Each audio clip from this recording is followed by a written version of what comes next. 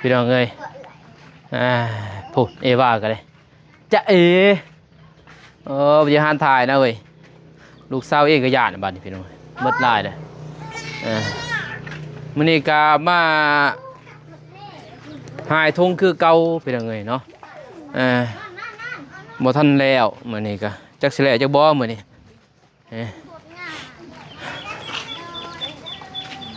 ซื้อทงมาใหม่อีกพี่น้องเอ้ยเนาะโดยพี่น้องเอ้ยเนาะกราบทักทายสบายดีสวัสดีเด้อพ่อแม่พี่น้องหมดสุขสุขคนกันยินดีต้อนรับเข้าสู่ซองมะนงพี่น้องเอ้ยเนาะหายทงคือเก่ามื้อนี้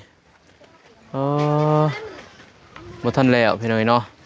ธุรกิจชาวนูนาก็มาซอยคู่มือเพิ่นมาซอย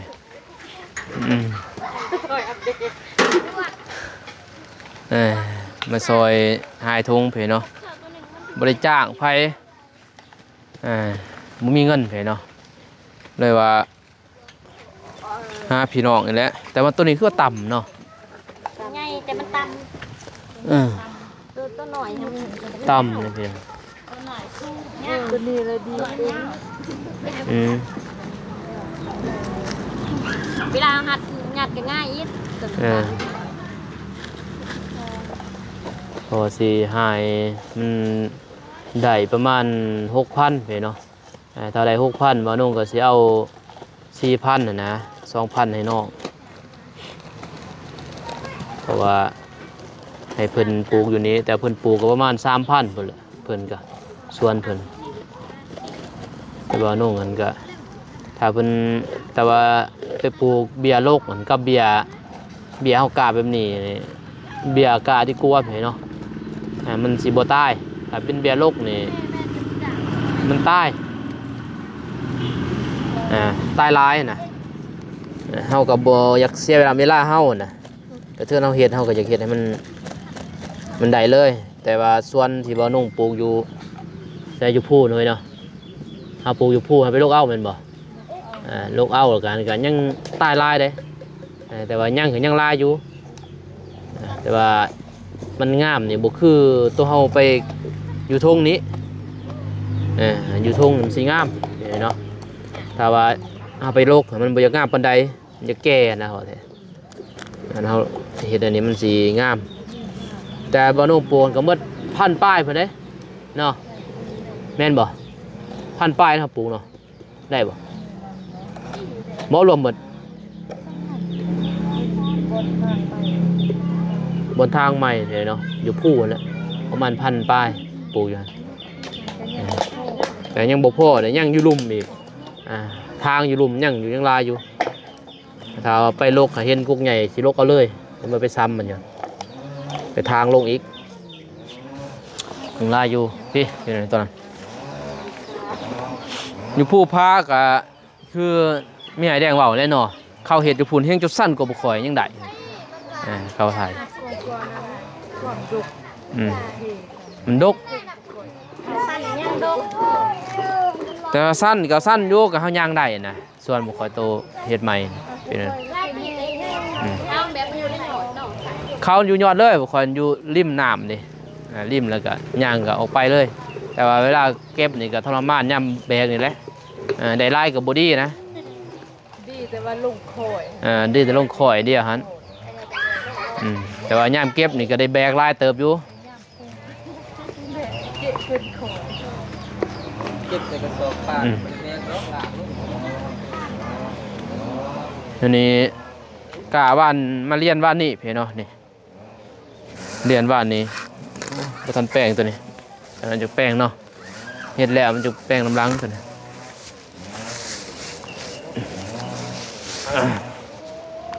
เนี่ยแป้งน้ำล้างตัวนี้สิกาเลยโดยสบายดีทางเบาสายของบุษบาเพิ่นเนาะมาซอยมื่อนี้นี่ก็กะพี่น้องเอ๋ยเนาะโอ้สิกะอยู่นี่แหละเรียนไว้ก่อนตัวนี้ประมาณ 3,000 นี่แหละ 3,000 ป้ายเนาะฮะได้ 3,000 ป้ายน่าจะได้ 3,000 ป้ายมันเด้อ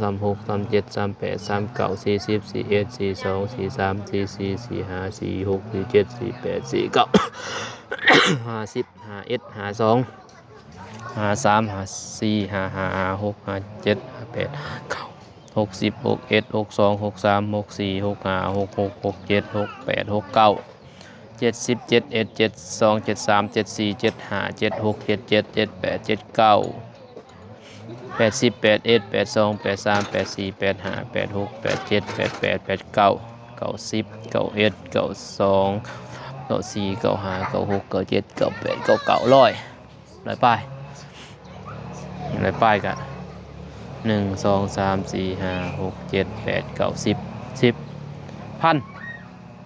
แถวละพัน3,000 4,000สมมติ5,000ป้ายเนาะอยู่นี่ประมาณ5,000ป้ายอะไรอยู่นี่5,000นี่ไปซื้อกับไล่เติมได้พี่น้องเอ้ยเนาะนี่แหละขั้นตอนของการหาย3-4ได้พี่น้องเนาะเอามาเรียนนี่ไว้เรียนไว้บัดนี้มันนั่นแหละก็เอามาซ้ำบัดนี้มาซ้ำเอาอยู่นี่เวลาซ้ำเอาใหม่มาเสียบใส่พี่เอาหากใส่เลยปากไว้นี่แหละตัวนี้มันขี้แกบลายโผดกับบุคักเลยเหมือนงามไปได้เนาะ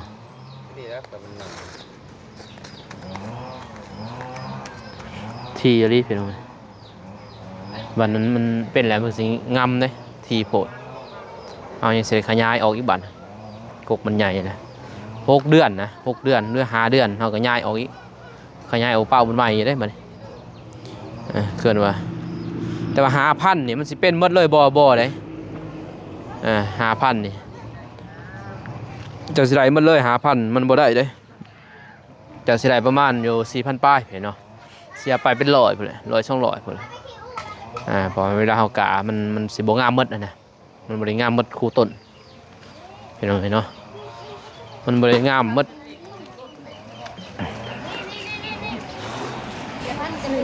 อยู่นี่เลยบ่เอาอยู่เลยบ่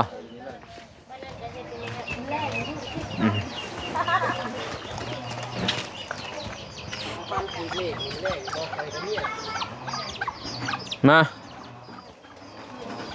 ใส่ส่วนอันหนึ่งเด้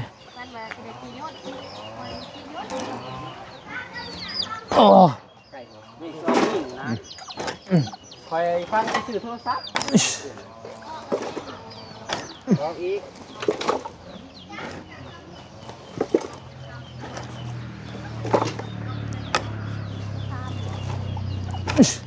ใส่หัวดีแน่ยืดโอ้ใส่ก่อนแต่ว่าดินนี่ค่ะงามดินดำน้ำซุ่มเป็นยังไงดินงามนี่กระเพาะโปกำลังได้4 เดือนเห็นเนาะ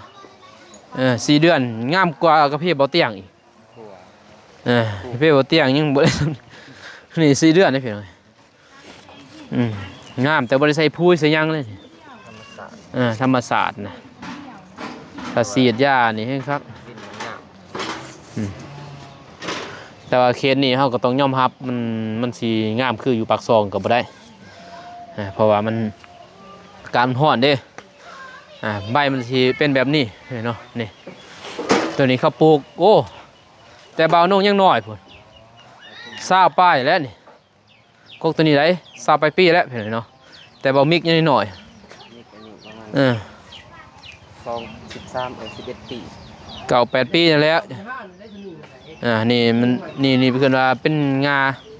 เป็นแหนงเลยเพิ่นเนาะนี่กกมานี่นี่พอนี่เขาตัดแล้วนี่เนาะแต่บากอันนี้ไอ้หมากนี่เนาะอันนี้เพียอยู่ลงมันล้นถ้าดีเทเฮาฉีดยามันก็เพียบ่ลงดอก ฉีดยานี่มันต้องดูแลนะอันนี้มันจะได้ดูแลยังได้ปะธรรมศาสตร์นี่จนมักหะมักแหะลงขึ้นนี่มักหะยูนงามเลยเนาะนี่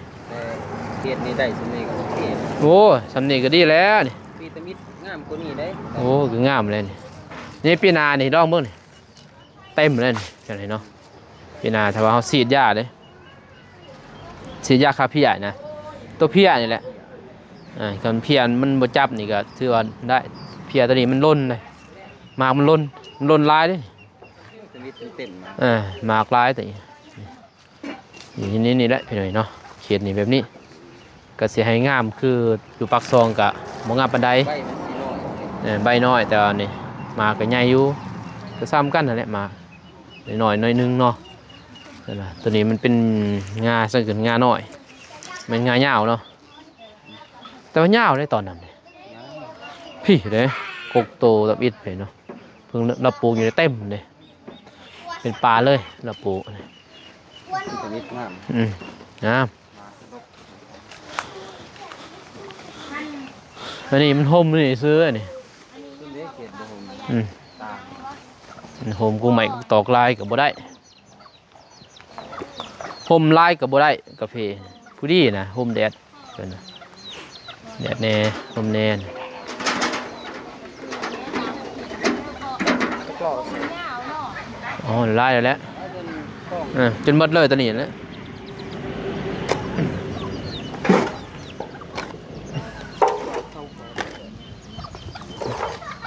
3 สอบแล้ว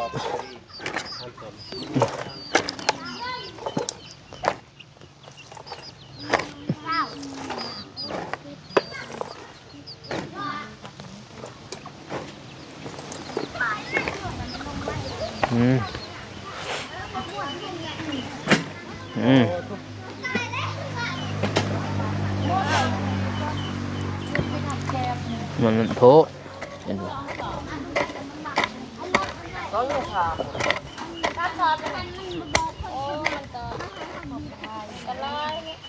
มาผสมนี่ก่อนเอาเลยเหรอ ไม่ยัง เก็บลาย เก็บลายพวก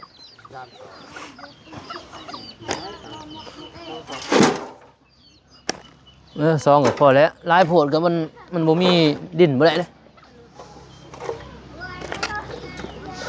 นี่แล้วดินเป็นตัวนี้ เดืองแนนบ่แน่นแต่มันหากมันบ่มีได้ดูดหั่นนะ บ่มีสารอาหารสามมันสิเน่ากับประมาณจุกจะเดือนเลยแก็บมัน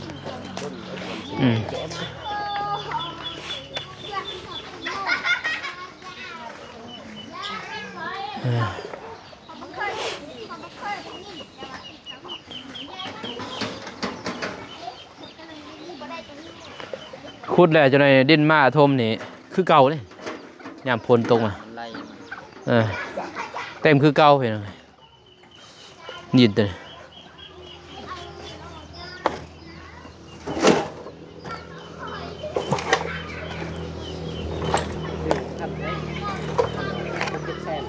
ไม่ยัง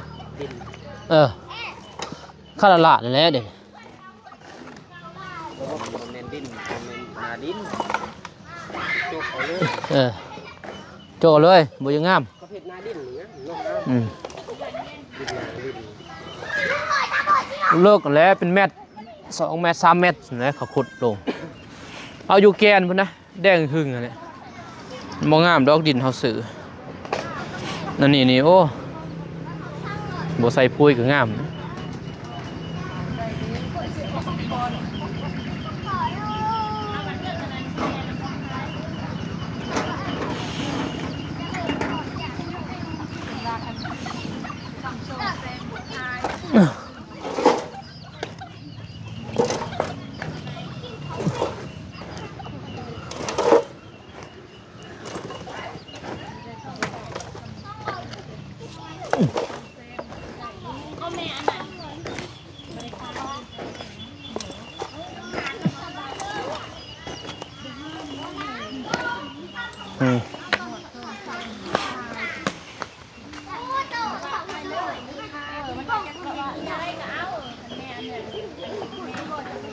คุ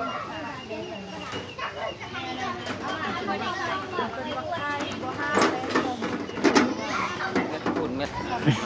ใช่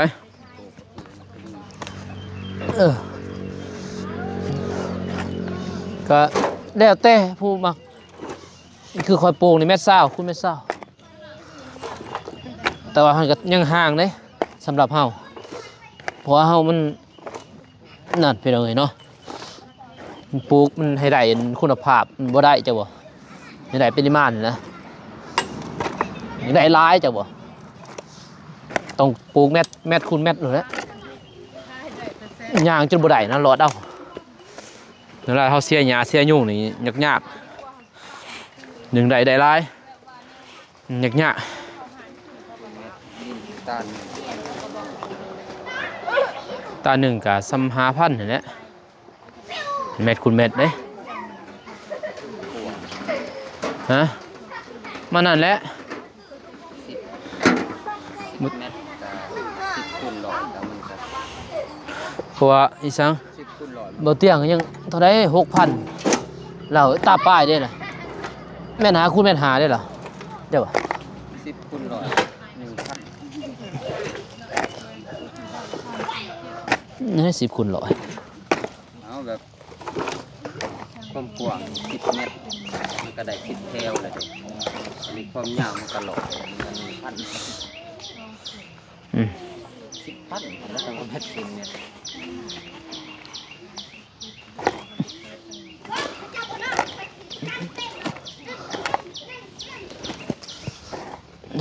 1,000 เม็ด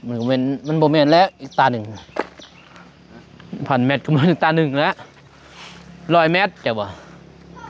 100 คูณ 100เด้ 100 เมตรมันก็ได้100 ต้น100 ต้นบัดนี้ความกว้างมันนี่10 เมตร10 เมตรมันก็ได้10 แถวเลย10 แถวมันคูณร้อย ก็8,000นะจ้ะบ่มันได้800ตารางเมตรนั่นนะมันบ่ถึงอีกตาหนึ่งมันก็ได้800อีกตารางเมตรเนาะคือเนาะเมืองนี้สิเพิ่นเนาะมันนี่100จังไงอีกตาหนึ่งทางลาวอยู่ลาว มันก็ได้แต่100 ก๊กนะเจ้าบ่เมืองนั้นก็100เมืองนี้ก็100อันนี้จังไรเอา 100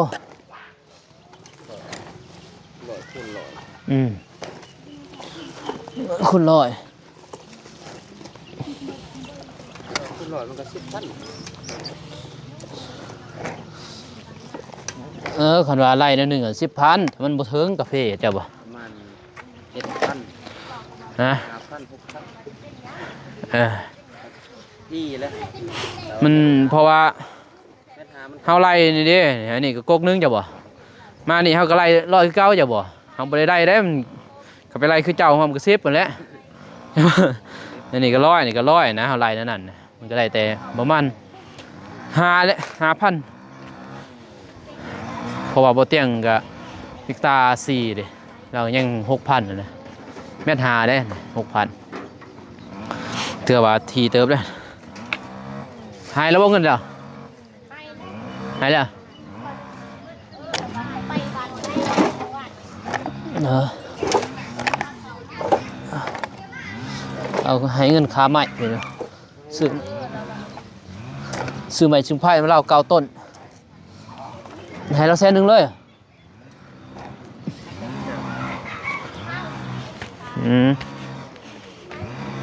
นะ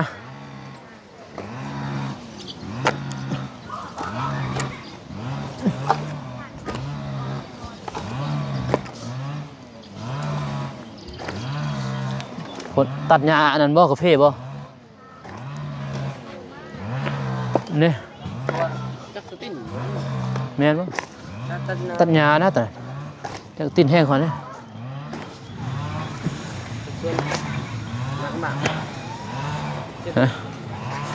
หญ้ากาแฟแล้วติเนาะปลูกกาแฟบ่ ๆนี่เดียว ปลูกกาแฟเป็นไงเนาะเขาทางนี้เขาปลูกกาแฟเวียด แล้วเดี๋ยวเดียวแล้ว เวียดนี่บุติฮะมารอนึงอีก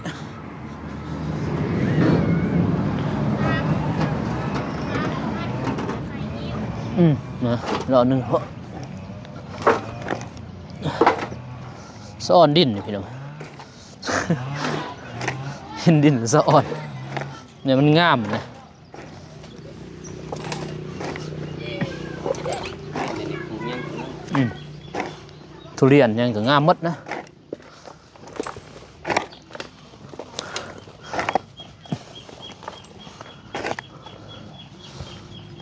14ว่าสะอ่อนทางลาวไต่นะสะอ่อนดินพี่น้อง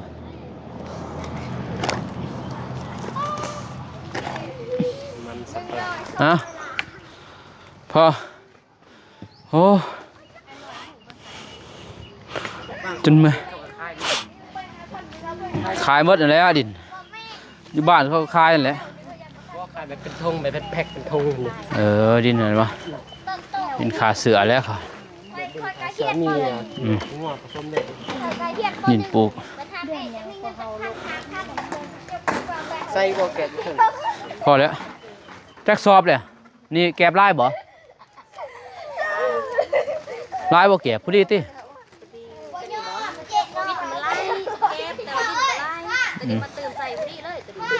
นั่นก็พอแค่นั้นน่ะ เอาลิ้นลาย เอาอีกบ่แกบน่ะ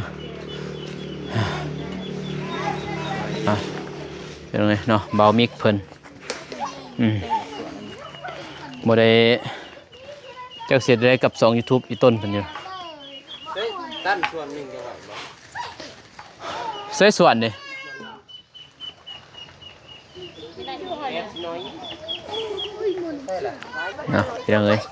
ผสมดิน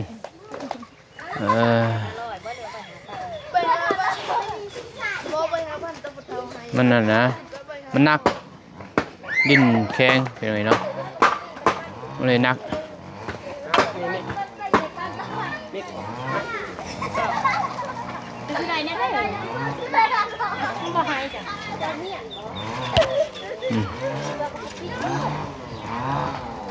ธุรกิจเป็นยังไงเนาะเสร็จยังไงเป็นไงเนาะนี่เพราะว่าไปซื้อกับแพงเลยกาวเป็นไงเนาะแพงอะไรโอเคเพื่อนเนาะคลิปนี้ไม่ต้องการสิจบคลิปเพียงคนเดิมเพียงเดิมเนาะอัปเดตอะไรก็น้อยแหละแล้วก็จะอัปเดตอีกเนาะมื้อนี้ก็บ่ได้ออกไปไซต์เนาะว่าสิพูดแล้วเขาไปบ้านกันดอนมื้อนี้เนาะเพราะว่ามีทางครอบครัวน้องบ่วันมื้ออื่นเพิ่นว่าสิขึ้นบ้านบ่จังมื้อนี้นะก็สิเข้าไปเนาะอัปเดตให้เพิ่นเป็นเรื่องแล้วก็สิแวะเยี่ยมยามน้องจันทนาเนาะถามเรื่องข่าวในรถล่างข้างไร่เป็นจังไดเนาะขี่เป็นอยู่บ่นะเข้าไปหาน้องพินน้องหยังก็รอติดตามตามชมเป็นเด้อเนาะโอเคคลิปนี้บ่ต้องการสิจบคลิปนี้ก่อนเด้อพี่น้องเด้อเนาะขอให้ FC และผู้ใหญ่ใจบุญทุกท่านเนาะจงมีแต่ความสุขความเจริญเด้อเนาะผมขอบใจขอบคุณขอบคุณที่เข้ามาให้กำลังใจกันกดไลค์กดแชร์กันแล้วก็เบิ่งโฆษณาบ่าวนุ่งไปเนาะพบกันใหม่คลิปหน้าเด้อเนาะคลิปนี้ขอกล่าวคำว่าสบายดีเพียงเลยไปบ๊ายบาย